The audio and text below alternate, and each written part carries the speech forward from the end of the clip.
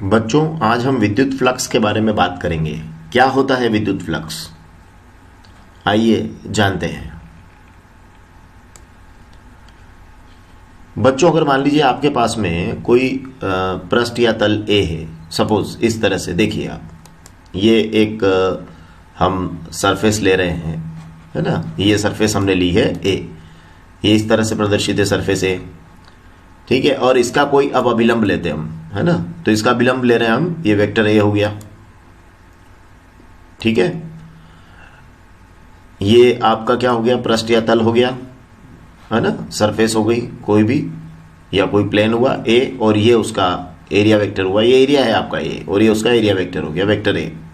ये बहुत छोटा कोई पृष्ठ या तल हमने लिया है, ठीक है। वो ए है से व्यक्त कर रहे हैं उसको, और ये उसका एरिया वेक्टर है, वेक्टर ए, ठीक है, सदिश है।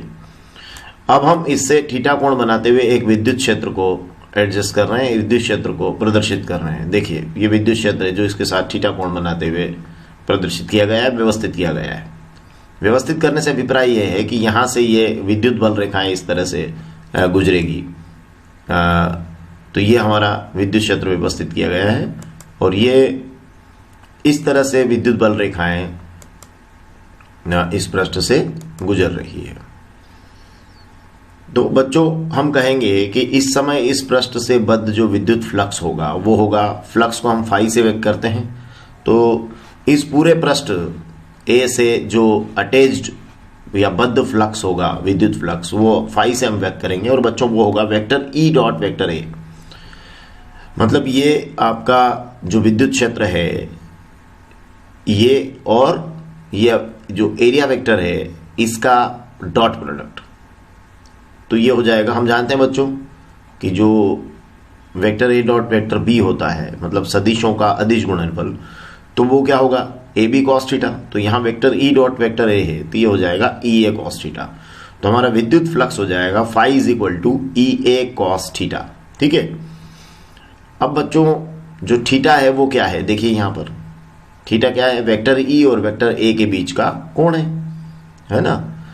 तो ये यहाँ आपको बहुत ध्यान रखने वाली बात है, जो कंफ्यूजन की असली वजह है, कि जो थीटा है वो वेक्टर ई और वेक्टर ए के बीच का कोण है, मतलब क्षेत्रफल सदिश के बीच का कोण है। और ये यहाँ ये एरिया या क्षेत्रफल को व्यक्त करने वाला सरफेस है, ठीक है। और ये सरफेस के अभिलंबवत है, वेक्टर है। तो ये एरिया है ए, और ये एरिया वेक्टर है, वेक्टर है, और ये इस एरिया के लंबवत है, क्षेत्रफल सदिश। तो अब यदि मान लीजिए हम कहते हैं कि देखिए वो कंफ्यूजन कहां से आएगा और उसको हम कैसे समझेंगे, कि यदि पृष्ठ या तल विद्युत क्षेत्र के समांतर है, ये आपका पृष्ठ या तल है, और हम कह रहे हैं कि ये इस विद्युत क्षेत्र के क्या है? समांतर है। अब देखिएगा, ये पृष्ठ या तल हो गया हमारा, ठीक है। अब ये पृष्ठ या तल हमारा है, और ये विद्युत क्षेत्र के क्या दिया हमने? समांतर दिया। तो आप देख लीजिए, ये इस तरह से ये पृष्ठ या तल विद्युत क्षेत्र के क्या हो गया है? समांतर हो गया। मतलब विद्युत बल रेखाएं कैसे गुजर रही, देख लीजिए, ये विद्युत बल रेखाएं गुजर रही इस तरह से, ठीक है। तो ये आपका हो गया पृष्ठ या तल विद्युत क्षेत्र के समांतर। लेकिन अभी इस समय देखिए थीटा क्या होगा, क्योंकि ये एरिया यहां शो हो रहा है, एरिया वेक्टर तो यहां जाएगा ऊपर की तरफ, है ना, इसके लंबवत। तो देखिए फिर एंगल क्या बनने वाला है, देखिए आप, ये विद्युत बल रेखाएं तो इस तरह से जा रही है, ठीक है। तो हम कह रहे हैं पृष्ठ या तल विद्युत क्षेत्र के क्या है? समांतर है। लेकिन यहीं से हम देखिएगा कि ये हमारा एरिया वेक्टर हो गया। तो अब आप ध्यान से देखिए कि इस एरिया वेक्टर और इस वेक्टर ई के बीच में बना हुआ कोण कितना है? ये यहां वेक्टर ई है, और ये हमारा हो गया एरिया वेक्टर, ठीक है। तो इसके बीच का एंगल देख लीजिए आप, ये तो 90 डिग्री है। तो कई बार जो बच्चों को कंफ्यूजन होता है कि हम कहते हैं कि यदि पृष्ठ या तल विद्युत क्षेत्र के क्या है? समांतर है, तो थीटा 90 कैसे हो गया? तो एक्चुअली पृष्ठ या तल विद्युत क्षेत्र के समांतर है, तो ये पृष्ठ या तल है और ये हमारा विद्युत क्षेत्र है, तो ये एक दूसरे के क्या है? समांतर है, अर्थात विद्युत बल रेखाएं इस तरह से गुजर रही है। लेकिन वो क्षेत्रफल सदिश के साथ में कितना कोण बना रही है? तो फिर हम कहेंगे कि वो तो 90 डिग्री है, क्योंकि वेक्टर ई तो इस तरह है, और वेक्टर ई और वेक्टर ए के बीच का कोण 90 हो गया है। हाँ, बोलने में आपने ये कहा है कि ये जो पृष्ठ या तल है ये इस विद्युत क्षेत्र के समांतर है, मतलब ए और वेक्टर ई है ना, ये बोलने में यहाँ बोला जा रहा है ए और वेक्टर ई, लेकिन लिखने में कहा जा रहा है वेक्टर ए और वेक्टर ई। तो फिर वेक्टर ए के परपेंडिकुलर है, तो इसलिए यहाँ ये एंगल कितना हो गया है 90 डिग्री। तो हम कहेंगे यदि पृष्ठ या तल विद्युत क्षेत्र के समांतर है तो फिर हमारा हो जाएगा theta is equal to 90 degree. तो फिर यहाँ देख लीजिए phi is equal to E A cos theta है, ठीक है। तो ये विद्युत फ्लक्स हमारा हो जाएगा phi is equal to E A cos 90, E A into 0, flux हो जाएगा 0 या मिनिमम फ्लक्स। तो जब पृष्ठ या तल विद्युत क्षेत्र के समांतर होता है तो उस पृष्ठ से बद्ध जो विद्युत फ्लक्स होता है वो शून्य होता है। अब बच्चों यहाँ से आप ये भी बता सकते हैं कि ये सदिशों का अदिश गुणनफल है, vector E dot vector A है ना, अदिश गुणनफल। तो ये विद्युत फ्लक्स हमारी कौन सी राशि है, अदिश राशि है। और इसका हम आसानी से एसआई मात्रक भी बता सकते हैं। एसआई मात्रक के लिए आपको क्या करना है, आप ई का पहले एसआई मात्रक निकाल लेंगे, फिर आप एरिया का उसमें मीटर स्क्वायर हो जाएगा। तो पहले आप ई का निकालेंगे, तो क्या होगा ई का, न्यूटन प्रति कूलम। न्यूटन प्रति कूलम तो हो गया ई का एसआई मात्रक, और एरिया का हो गया मीटर स्क्वायर, तो फ्लक्स का हो जाएगा न्यूटन मीटर स्क्वायर प्रति कूलम। तो इस तरह से विद्युत फ्लक्स का हमारा एसआई मात्रक होगा।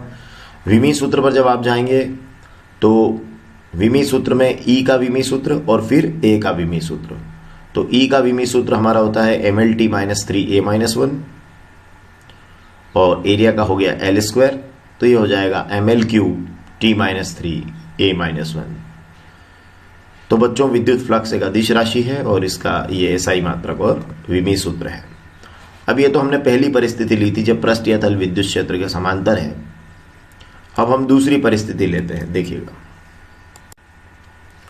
दूसरी परिस्थिति में आई कि यदि पृष्ठ या तल विद्युत क्षेत्र के लंबवत हो तो क्या होगा। तो देखिए ऐसी स्थिति में थीटा इज इक्वल टू क्या होगा, 0 डिग्री। अब आप कहेंगे ये कैसे, ये भी वही है। देखिए कि लंबवत कहा और 0 डिग्री, बिल्कुल, क्योंकि देखिए ये देखिए विद्युत बल रेखा है, तो ये प्रदर्शित विद्युत क्षेत्र, ठीक है। और ये क्या हो रहा है, ये पृष्ठ या तल इस क्षेत्र के क्या हो गया है, लंबवत। लेकिन उसी समय इस क्षेत्र का जो या ये जो एरिया है इसका एरिया वेक्टर क्या हुआ है, इस दिशा में हो गया, तो एंगल क्या हो गया, 0 डिग्री हो गया। तो जब हम लैंग्वेज में बोलते हैं तो हम यहां बोल रहे हैं, इसके साथ बोल रहे हैं पृष्ठ या तल, लेकिन जब हम एंगल बोलते हैं तो आप बिल्कुल स्पष्ट करिएगा अपने दिमाग में, एंगल हम जब बोलते हैं तो वेक्टर ई और वेक्टर ए के बीच का एंगल बोलते हैं, ठीक है। चलिए, तो फिर थीटा कितना होगा, 0 डिग्री।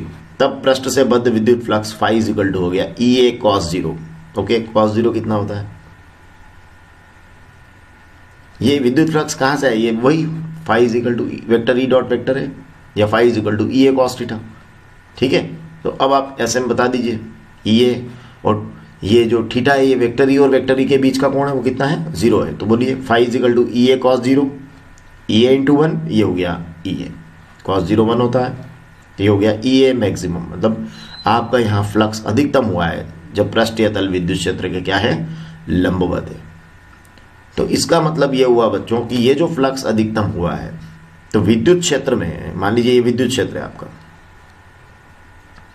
तो विद्युत क्षेत्र में अगर ये कोई तल स्थित है, ये तल है, तो इस तल से जो अभिलंबवत गुजरने वाली बल रेखाओं की कुल संख्या जो होगी, ठीक है, उसको उस तल से बद्ध विद्युत फ्लक्स कहेंगे। विद्युत क्षेत्र में स्थित किसी तल से अभिलंबवत गुजरने वाली बल रेखाओं की संख्या को उस तल से बद्ध विद्युत फ्लक्स कहेंगे, क्योंकि उस समय जब वो विद्युत बल रेखाएं पृष्ठ से अभिलंबवत गुजर रही होगी तो वेक्टर ई और वेक्टर ए के बीच का कोण 0 डिग्री होगा और उस समय विद्युत फ्लक्स का मान अधिकतम होगा।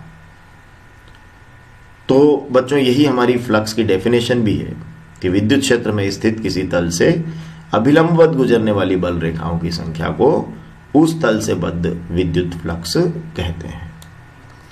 अब बच्चों यहां देखिएगा, अगर ये विद्युत बल रेखाएं किसी बंद पृष्ठ के अंदर प्रवेश करती है और विद्युत बल रेखाएं किसी बंद पृष्ठ के से बाहर निकलती है, इन दोनों ही परिस्थितियों में फ्लक्स अलग अलग होगा। जैसे यहां देखिए, ये विद्युत बल रेखाएं बंद पृष्ठ से बाहर निकल रही है, तो जब वो बाहर निकलती है तो हम कहते हैं फ्लक्स होगा धनात्मक, और यदि विद्युत बल रेखाएं क्या कर रही हैं, किसी बंद पृष्ठ के अंदर प्रवेश करती है, तो हम कहते हैं विद्युत फ्लक्स होगा ऋणात्मक।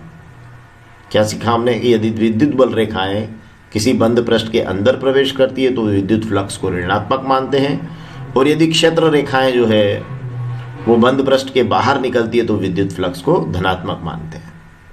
अब बच्चों फिर शून्य फ्लक्स क्या होता है, देखिए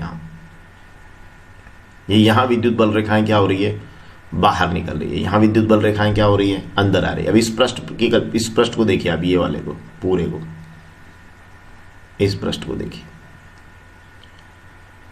यदि किसी पृष्ठ से बाहर निकलने वाली, ये बाहर निकलने वाली, और पृष्ठ में के अंदर प्रवेश करने वाली विद्युत बल रेखाओं की संख्या अगर बराबर होती है तो उस पृष्ठ से बद्ध विद्युत फ्लक्स को हम कहते हैं शून्य फ्लक्स। तो देखिए यहां से जितनी बल रेखाएं बाहर निकल रही है, यहां उतनी ही बल रेखाएं अंदर आ रही है। तो ये जो बाहर आपको चौकोर आकृति दिख रही है, ये इसके अंदर हम कहेंगे कि विद्युत फ्लक्स जो है इस पृष्ठ से संबद्ध विद्युत फ्लक्स जो है वो शून्य होगा, क्योंकि जितनी बल रेखाएं यहां से बाहर गुजर रही है, निकल रही है, उतनी ही बल रेखाएं यहां अंदर प्रवेश कर रही है।